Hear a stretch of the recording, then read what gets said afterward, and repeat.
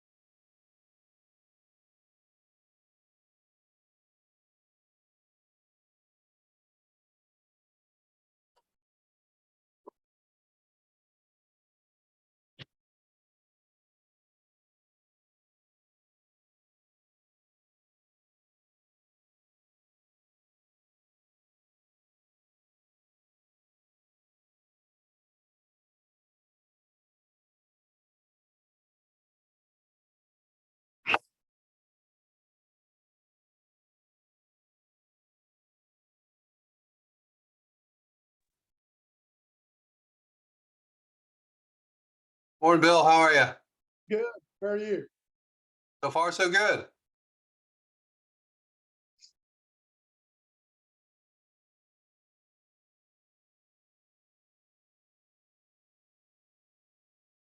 Bill, are you a member of the North Carolina Specialty Foods Association?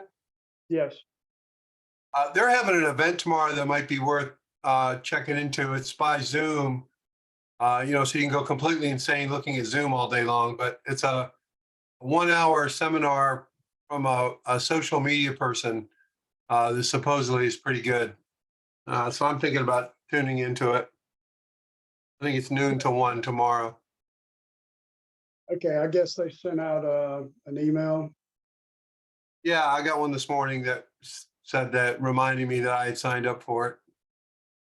Although I don't remember signing up for it, but that doesn't stop the emails, right? No. Hey, Jason, how are you this morning? Doing well. How about yourself? I'm okay. Jason, are you from the Winchester area by any chance? That's where I lived before this. I spent about 4 years there, running a wholesale company up there. Yeah, I lived in Berryville for a while. Oh, okay. Yep. Yeah, right in our backyard. Yeah. Where are you from originally? Around here? No, I grew up a military brat, so I've lived probably about half the states of this great nation. And Oh my goodness. yeah, uh, I was stationed at Fort Bragg for my first duty station in the Army, and so my wife and I met at that time and fell in love with North Carolina. So we knew we wanted to get back here eventually. Fantastic. Well, morning, Denise. How are you? Hey, I'm good. How are you? Good, thanks. Good.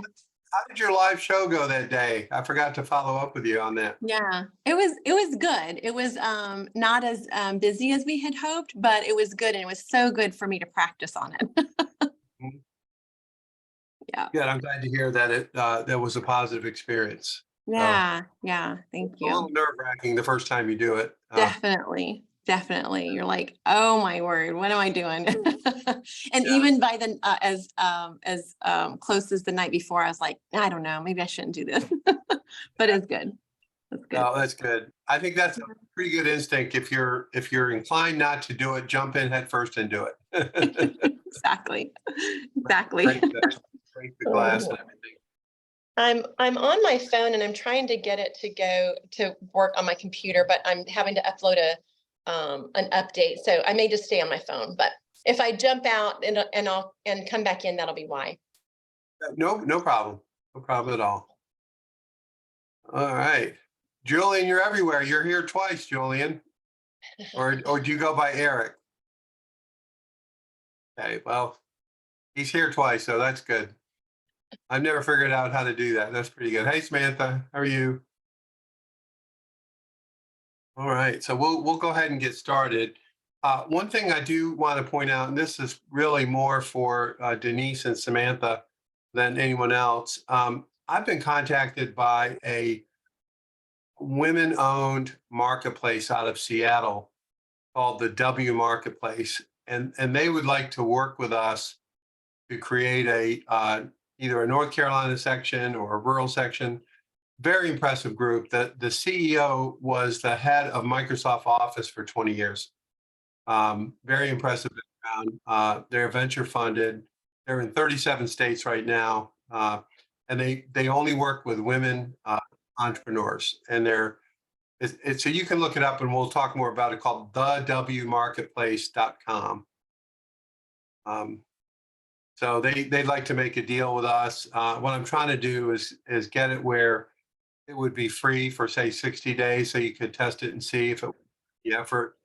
But they have some pretty good track record and pretty good experiences, and I really like them. They're very impressive, and they want to try to figure women entrepreneurship out. So I just wanted to throw that at you. I'll have more coming at you about that.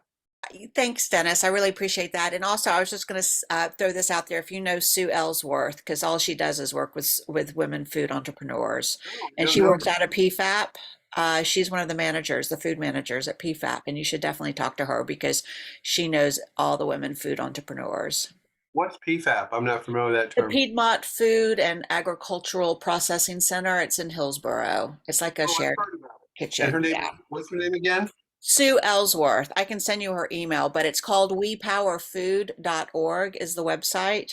And it's Okay. all about supporting women food entrepreneurs. And it's run out of Hillsborough. Fantastic. These guys do more than just food, but food is obviously a pretty big thing. But anyway, appreciate that. And I will follow up on that. So good morning, everybody. We're going to look at a couple of short videos today. Some of you may be familiar with Simon Sinek, and some of you maybe not. But I like to start off with, because when things really get tight, lots of times you ask yourself, why in the hell am I doing this, right?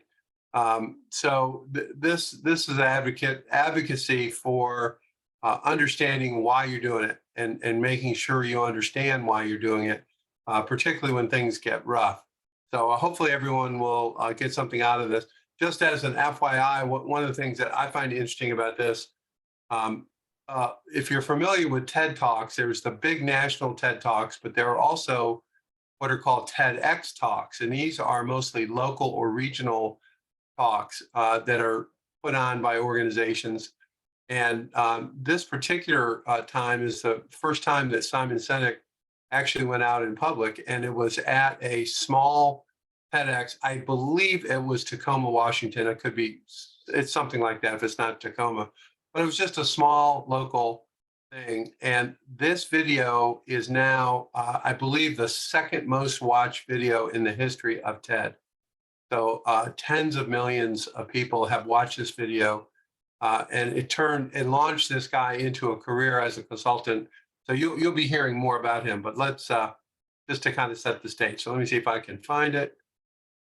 Okay, share screen. Okay, there we go.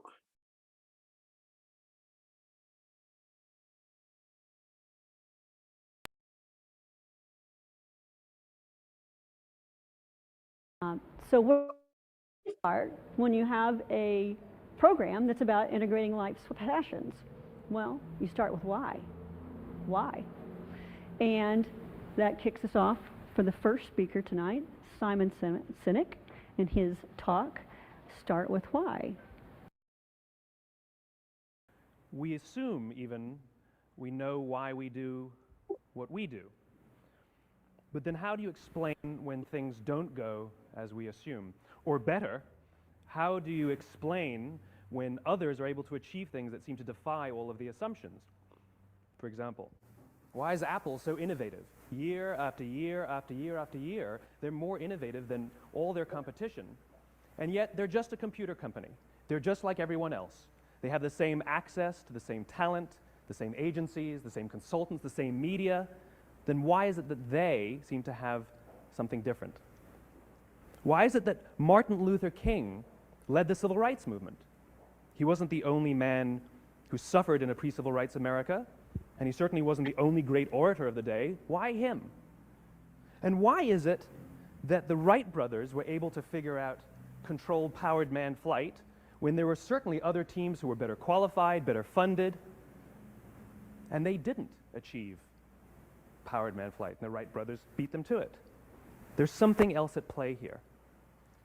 About 3.5 years ago, I made a discovery, and this discovery profoundly changed my view on how I thought the world worked, and it even profoundly changed the way in which I operate in it.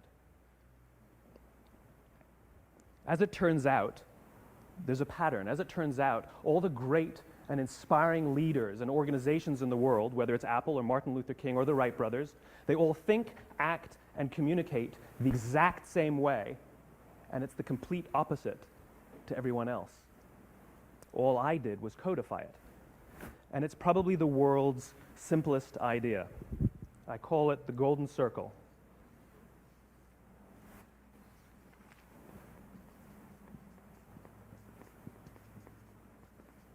Why, how, what? This little idea explains why some organizations and some leaders are able to inspire where others aren't. Let me define the terms really quickly. Every single person, every single organization on the planet knows what they do, 100%. Some know how they do it, whether you call it your differentiating value proposition or your proprietary process or your USP. But very, very few people or organizations know why they do what they do. And by why, I don't mean to make a profit. That's a result. It's always a result. By why, I mean what's your purpose? What's your cause? What's your belief? Why does your organization exist? Well, as a result, the way we think, the way we act, the way we communicate is from the outside in. It's obvious. We go from the clearest thing to the fuzziest thing.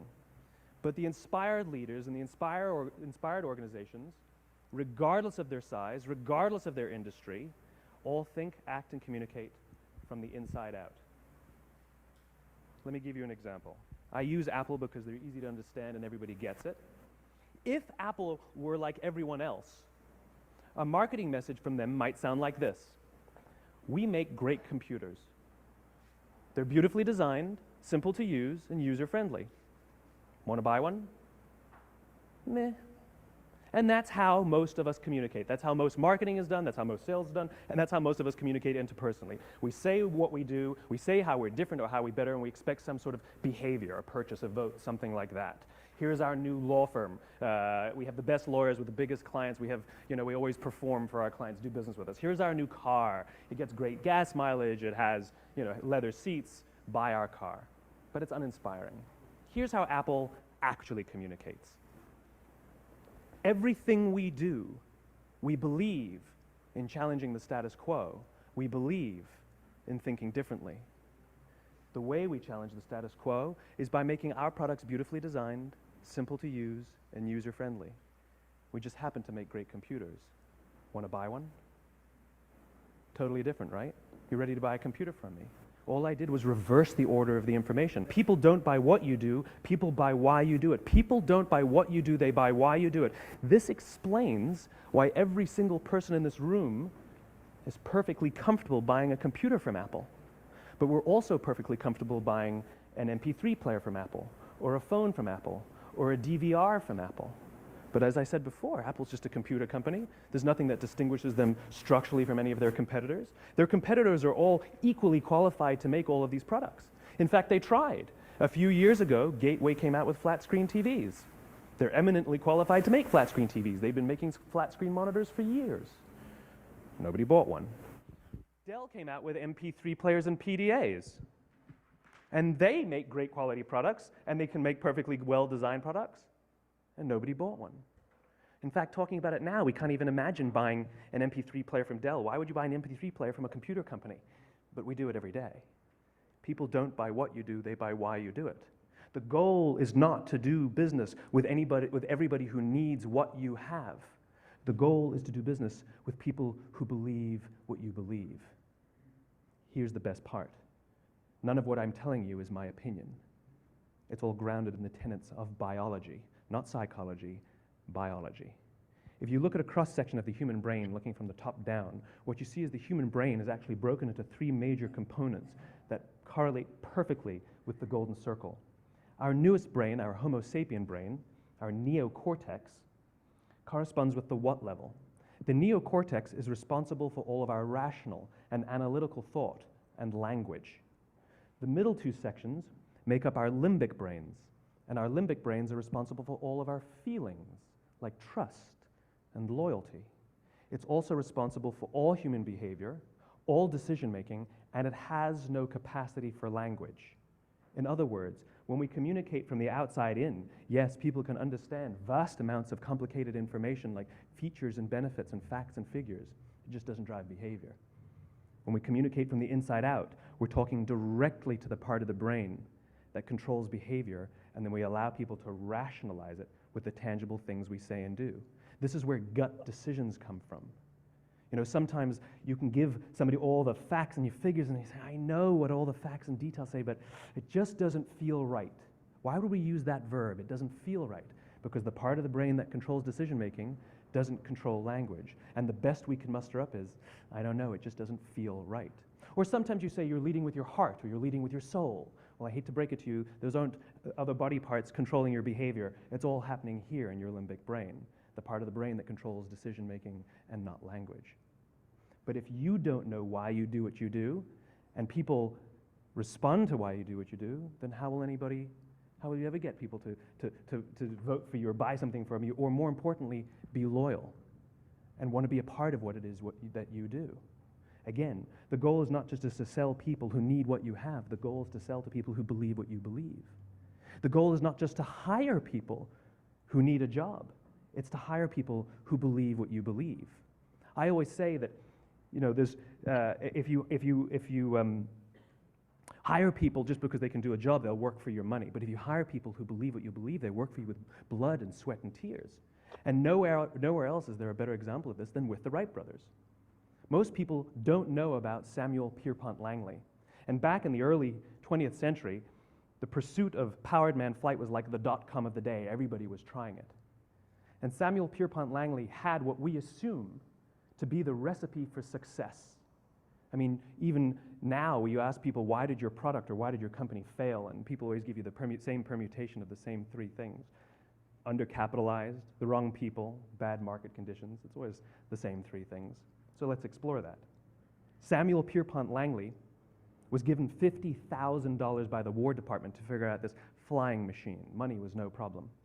He held a seat at Harvard and worked at the Smithsonian and was extremely well connected. He knew all the big minds of the day. He hired the best minds money could find, and the market conditions were fantastic. The New York Times followed him around everywhere, and everyone was rooting for Langley.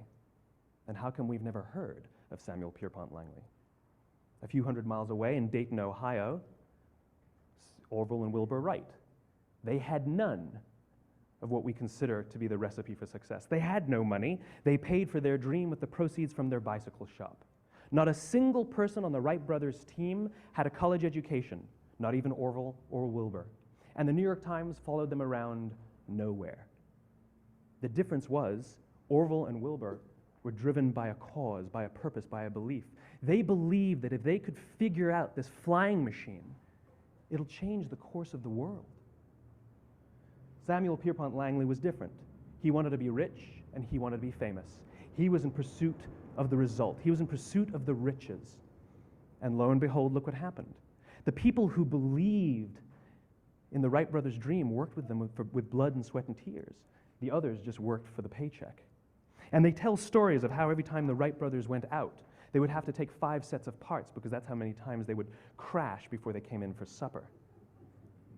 And eventually, on December 17th, 1903, the Wright brothers took flight. And no one was there to even experience it. We found out about it a few days later. And further proof that Langley was motivated by the wrong thing, the day the Wright brothers took flight, he quit. He could have said, "That's an amazing discovery, guys. Now we'll improve upon your technology." But he didn't. He wasn't first. He didn't get rich. He didn't get famous. So he quit.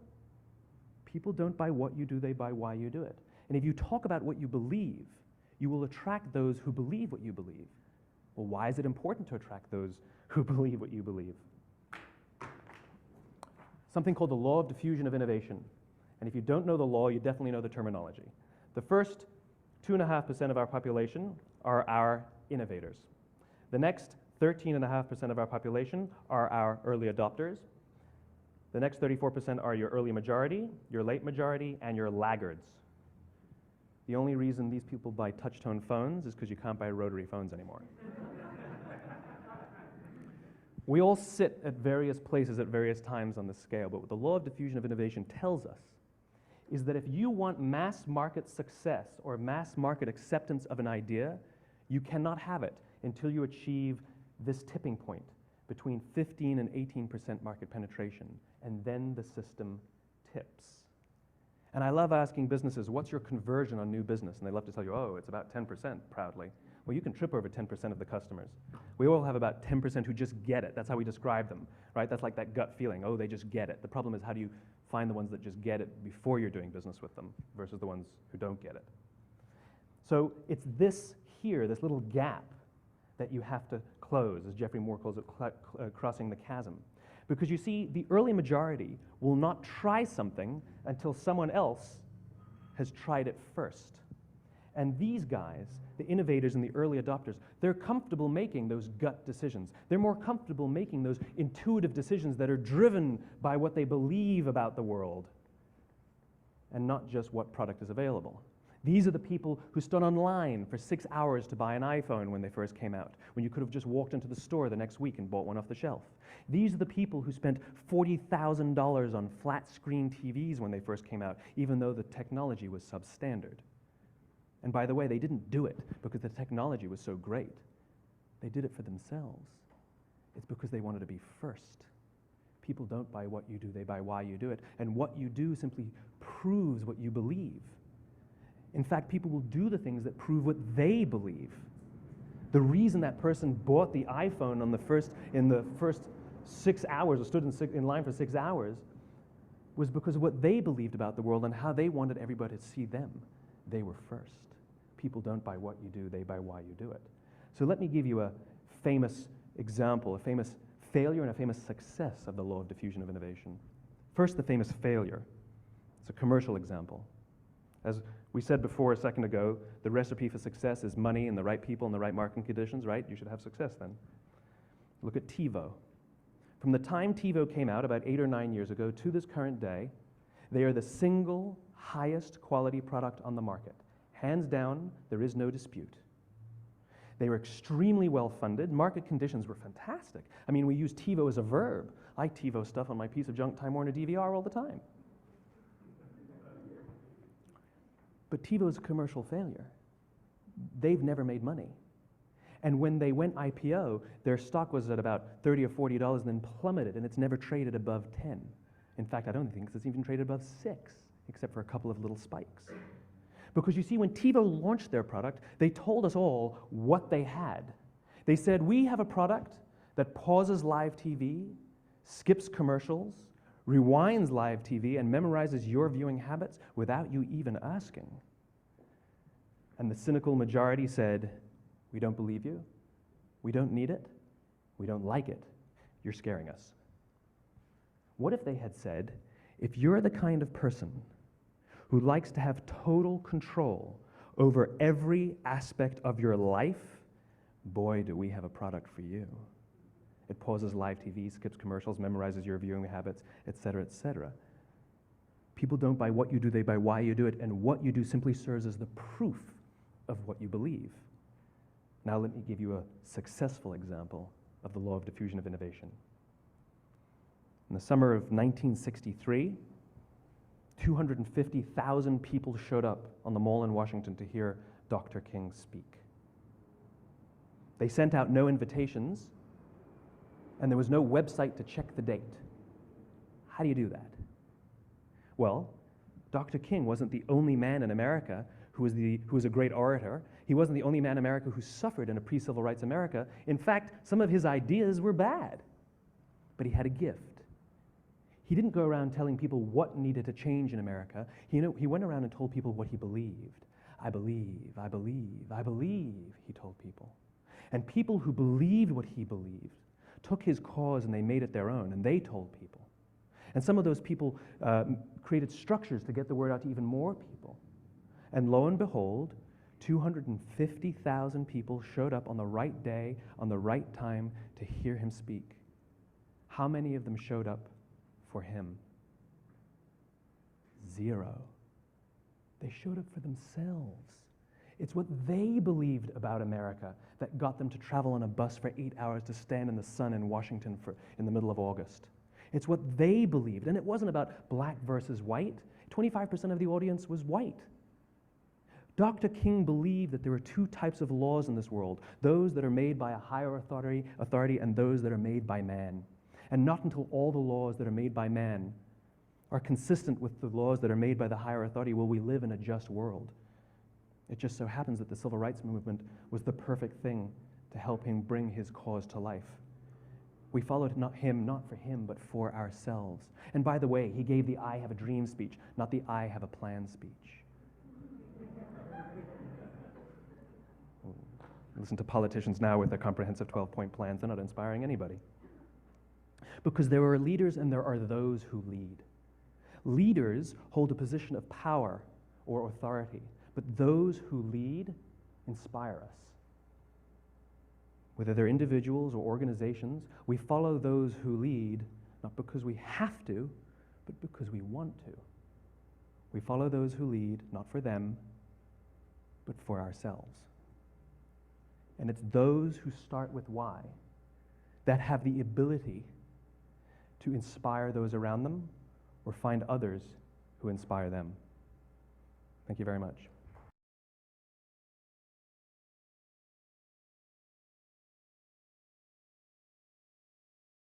Okay. My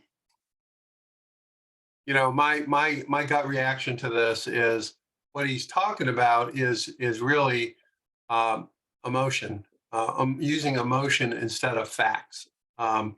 Use emotion to make your case, and it'll be much more effective, and more people will respond than if you just give them facts, price, your selection, all of the kind of facts that we're used to communicating.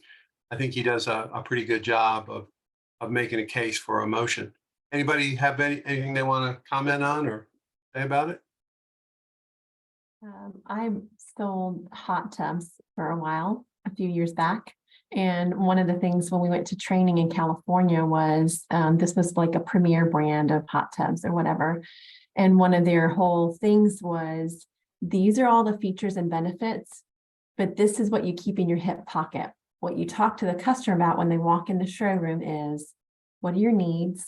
What's going on? What brought you here today? Talk about all of those things because that relates to them.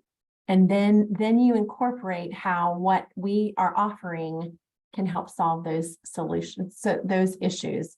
So it's definitely using that emotion thing. Oh, you've got a lot of joint problems. This is how hydrotherapy can help you. Oh, you've got blah, blah, blah, blah, blah. But it definitely taps more into that emotional piece than just, we can help. Yeah. Mhm. Yeah, I think it's great. Anyone else? This isn't directly analogous, but part of my history was, it's a long story, but when I graduated from college, I was in ROTC and I was waiting for my orders to go. I actually ended up at Fort Bragg, Jason, as it so happened, but at this point they lost me or something. So I ended up with almost 9 months with no orders. And I knew I was going to get them at any time. I just didn't know when. And so anyway, a friend of mine owned a Toyota dealership, a guy I used to play basketball with. And he said, well, why don't you sell cars while you're waiting? I said, okay, because it was very flexible time-wise, and he didn't care if I stayed or whatever. But what he did when I got there, so I figured I was a good salesman. I was a young, cocky guy. I felt I could sell, what's the big deal? And he assigned his manager to train me how to sell. And this guy was, he was an interesting guy. He never graduated from high school. He had got married at age 15, believe it or not. Still married to the same woman. And anyway, quite an interesting character.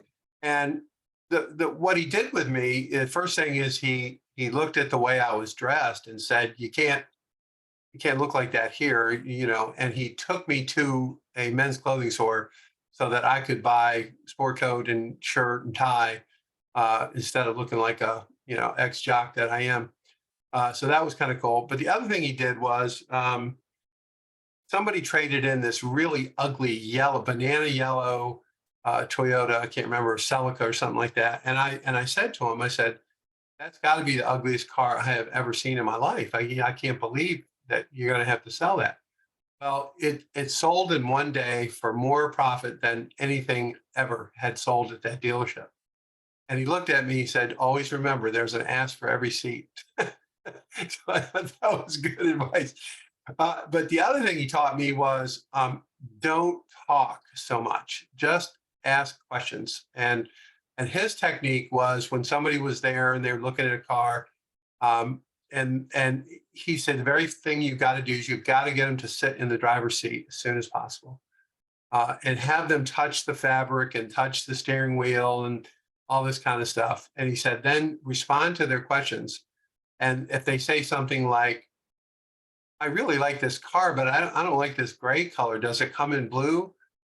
Your answer is always, if I could get you one in blue, would you be prepared to buy this car? So anyway, it was a very, he was wildly successful, and I learned a lot from him. And it wasn't so much the emotion story, but it's about listening to people and letting them, feel the car, feel the experience as much as possible, and not be about you and how fast you can talk or how tricky you are with the clothes and all that kind of stuff. So I thought that was pretty interesting. Okay, so what we're going to do now, unless anyone has anything they want to add, we're going to, one of the things that you're hearing a lot about is the idea of a content creator. Now, some of you may be familiar with Mr. Beast.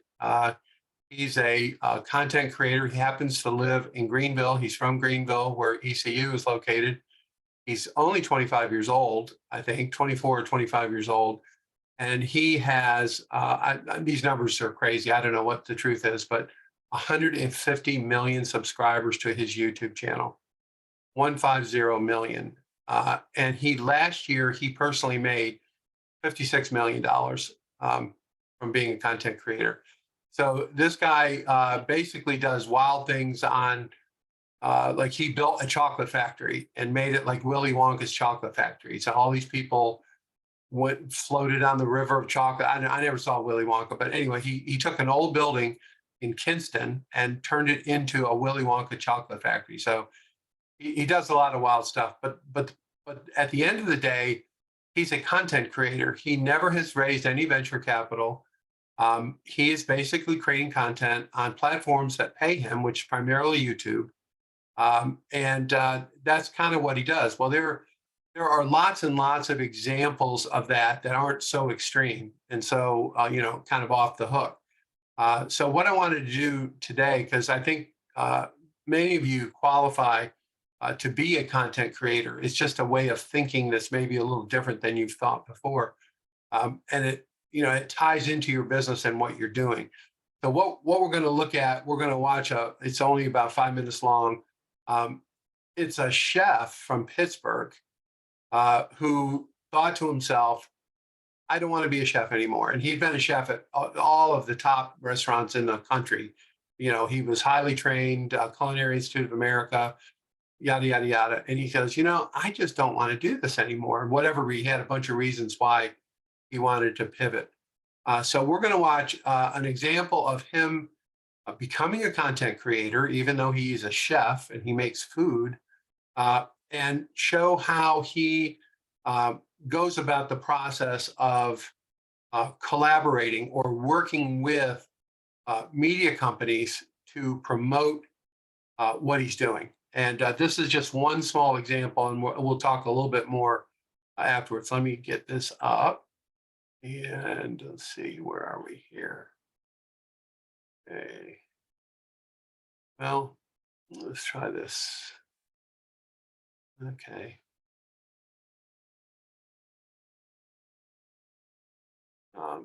Can you guys see that? Okay.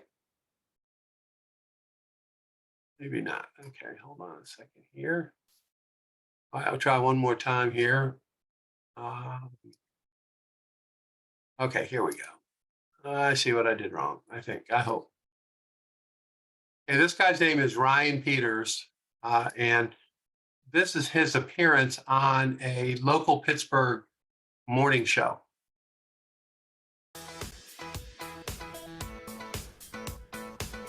Welcome back, everybody. A veteran Steel City chef is taking social media by storm, one outrageously staged TikTok video at a time. He's now amassed nearly 3 million followers, and his colorful take on noodles has people all over the country taking note. Chef and content creator Ryan Peters is here to show us all of the possibilities. And I have to tell you, we've had you here on PTL before. Yeah. You've worked at a number of restaurants in the Pittsburgh area, but you have really created your own brand here by doing this. Yeah, it's kind of came out of nowhere. I just kind of posted some stuff on TikTok and got lucky, and literally changed my life, and it's become a full-time job that's allowed me to travel the country just making pasta and sharing my passion. A lot of it is centered around the egg pour. Yeah, the egg pour. I mean, there's literally hundreds of millions of views of just me pouring the eggs, and people go crazy for it. So David's going to try it here. He's going to see. No one has screwed it up yet. Okay, now what do you have to do? So what look, we're do you watching do? some video of various places you've been to do this. Yeah, literally all over the country in the craziest of places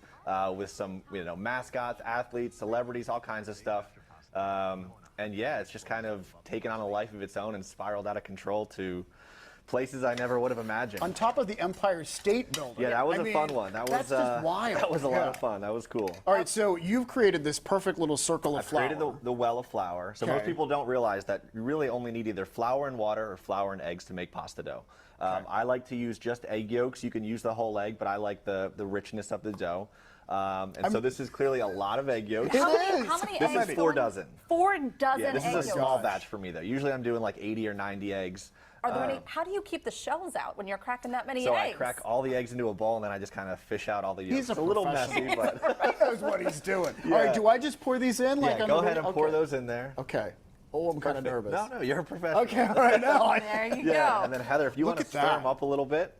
It is a thing of beauty, though. That Yeah. is, okay, so we're stirring this, and then do you slowly start to take Then the you well slowly of flour? start kind of bringing the well in together without letting it kind of break and collapse, and then you have a huge mess on your hands. But yeah, it's, I mean, a great thing to kind of get the family involved too. My son, I have a almost 2-year-old. He kind of just Aw. plays around and makes a mess, but it's fun, and it's a good, I mean, it's a good workout too. I mean, pasta dough, when you're making it, it should take like 15 minutes. It's an arm workout. It you know? is. I can feel that already. Yeah, yeah. And so this is going to wind up looking like this? It should look like this ball of dough here at the end. Okay. Yeah, exactly. All right. So recently, you were at PNC Park, so you got to stay a little closer to home. Yeah, I haven't done the Pirates until about a week or two ago. That was high on my list of one to do, and I finally knocked that off the list. So that was a fun one. And so you are for one day the official pasta maker at Yeah, PNC yeah. Park. I'm just signing one-day contracts all over the place. Yeah, it's kind of cool because you're doing this with sports teams. Yeah. And I mean, when you've made the first TikTok video, Yeah. did you have any idea it would take off like this? No idea. No idea. And this, you're doing, oh my gosh, wait, it's leaking I over know, here. I know. I'm You've got to trying breach in the wall. You've got to breach in the I wall. gotta breach in the wall. I'm trying to recreate the wall, but it's Yeah. not. You know what really this as reminds me stable. of? Like when you were Yeah. a kid with mashed potatoes and gravy and you'd make like a well for Yeah, the gravy yeah, and little play with the volcano. food. Yeah. So we're trying. I got holes all over the place now. Yeah. I think you're doing great. So one of the other things you've done too is, in addition to doing the egg pour and that really taking off, you're doing a lot Yeah. of really colorful pastas too. Yeah, the colorful pastas have been fun. People really enjoy that. I'm using all different like natural ingredients to make the colors, and just kind of have fun with making pasta and making it, you know, a lot more relatable than just a box of pasta that you buy in the store. Well, and it's easy to make, and you're going to roll some Right. out for us, yeah, right? so once you would wanna make try that this? ball of dough, Sure. you would just then roll it out, and then you can make literally, there's hundreds and hundreds of different pasta shapes that you can make. And you know, fresh pasta is, if people haven't had the opportunity to make fresh pasta and eat fresh pasta, it's a world of difference. And You know what, Ryan, you make it look simple. Like it seems much more simple than what I imagined. Yeah. Right. I mean, and it really, I mean, there's an art to it, but people can do it at home. Right? yeah, it's so much easier. People are intimidated by it. They think it's this crazy thing, but really just give it a try, have fun, and if you mess up, you still have pasta to eat. It's not like you're really like ruining some crazy art piece or something. You Right. still have food. Okay, Right. well, I'm plating Yeah, up some of please, this. So give it what a kind try. of noodle do we have here that you So made? this is lumache. It's kind of like a rigatoni. It translates to snail in Italian, and it's kind of like a little curved rigatoni with some bolognese sauce. And again, the nice thing about fresh pasta too is it cooks in about a minute and a half, did. 2 It minutes. cooked Yeah, really, so really fast. fast. I remember when you were really taking off, you started to Yeah. come out with some merchandise. Do you Yeah. still have that line? I sold out of it really fast. I'm hopefully going to relaunch something here soon, and working on launching like my own brand of dried pastas in stores. So That's hopefully awesome. that'll get going here soon. I think that makes perfect sense. Yeah. I mean, yeah. And we love what you're doing on TikTok. We love what you made here. Thank you. Great. Yeah, yeah. Thank you so much. course, And it's good thank to know you. too that when you roll out the pasta and you make it for some of your TikTok videos, you're giving some of that away. Yeah, and- giving it away, you know, all kinds of, there's hardly any waste. You know, I try to give it to neighbors or whoever needs it, whoever wants it, slide in my DMs, I'll give you some pasta. I need to move next to you. Thank you so Yeah, much, thank Ryan, you. for coming on course. today. Yeah, we really appreciate it. All right.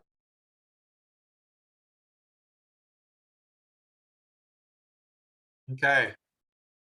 Pretty wild, huh? I mean, if you think about it in just in simple terms, like your local TV stations, your local media, you know, to call them up and say, hey, I want to make, you know, whatever is relevant to your brand and your product, pretty high likelihood that they'll put you on if just for something different. And most of the media is really interested in promoting local businesses and local, you know, local food, local restaurants, all that kind of thing. So it's not a real heavy lift, I don't think. And in some of your all's cases, you may have an employee or a collaborator or someone who might be more suited. You know, as I always tell people, I have a face for radio. Try not to get me on TV too often, but you can see pretty readily the ability to really mark up yourself, if that's the right word, or extend your brand and in ways that you maybe never really thought about. And also related to this is the idea of making how to do videos and then posting those videos on your website, in your social media, in your emails, however you communicate with prospects or customers or both. One statistic I read recently, 91% of internet users want more videos from the brands they follow. 91%. And it makes sense, right? It's passive. You can sit there and watch it. You don't have to read it. A lot of people, like myself, I tend to never finish an article. I read, try to get the gist of it, but the likelihood of me going to the very last page of a 40-page article is pretty close to zero. But will I watch a 5-minute video? Yes, I will. And so it's just my style or whatever. But I think that's true for a lot of people. They can consume it, learn, and visual learning through video. It just makes a lot of sense. And in the case of a recorded video, it has a really long shelf life. That's something you can use for a long, long time. You know, it's not just a one-shotter. You know, in this guy's case, I believe he has launched his pasta brand. I haven't really followed up on it. I think I saw a press release or something. But these kinds of activities and this whole idea of content creation is really an important thing for all of us, because you can reach a lot more people than any other way, and it really doesn't cost any money per se. You know, you're not buying ads. You're a guest on a show, or it could be at one of Got2b-NC's events. You know, they have these booths, and you could be doing examples of your product. I assume that's possible. I should have asked Jack before I made that statement. But you know, look for ways to connect with your customers and prospects, and maybe in an unconventional way, and demonstrate your personality, demonstrate the benefits of your organization and what you do by actually demoing it and actually giving people a chance to experience it. One of the things that you hear a lot about, and I get mixed up with all the generations, Generation X, Generation Z, et cetera, millennials. I know that the younger half of the population really prefers experiences to stuff. You know, I'm a boomer. You know, I would argue boomers are maybe more oriented toward acquiring things, and some of the younger folks are much more interested in an experience than buying a product. You know, they have that natural inclination, and this fits right into that mentality. And it also, no one can compete with you, right? There's no one, you know, Amazon or Target or Walmart or any of the other people that you perceive as competing with you. They can't compete. You know, you can't compete with this pasta guy. You know, what are you going to do? Yeah, all you can do is sell it cheaper. That's literally the only choice you have, is to sell a commodity product. So that I think is the lesson here is, you know, be yourself, get out there, show what you're all about and what you offer. You know, and I realize it's different for everybody, but I thought that was a good example to kind of see. Content creation is a real coming thing. You're going to be hearing more and more about it, and it comes in a lot of different layers. But think of your customer, think of your people watching going to your website, or you know, watching your videos, and put yourself in their shoes. You know, what do they want to know about you? What are they looking for? What problem are they trying to solve? And this audience development, or building credibility, building relationships can really last a really long time. Any comments? Anybody want to respond to that, or to this, I should say? Okay. Well, I appreciate everyone coming today. Tomorrow, let me just take a quick look here. Okay. What we're going to do tomorrow, we're actually going to go in depth on this guy, Ryan Peters. So he's done about, I believe it's about a 45-minute video of really getting into how he has done this, and the tools he's used and the process he's used. So hopefully that'll be interesting to everybody. This is all kind of a predicate to this idea of doing live streaming, right? If you're going to do live streaming, it's helpful to see how others have built their platform or how they go about it. And that's really my intent with this and tomorrow's class, is to help you get a sense of what's involved and kind of how you go about it step by step. So that's a plan. And then on Thursday, we're going to start with some of the Techstars curriculum. We're going to start with how to understand your customers, which is also in this same vein. So that's the plan for this week. Anybody have any questions or thoughts? All right.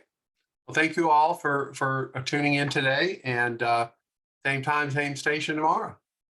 Okay, see you later. Thanks, Dennis.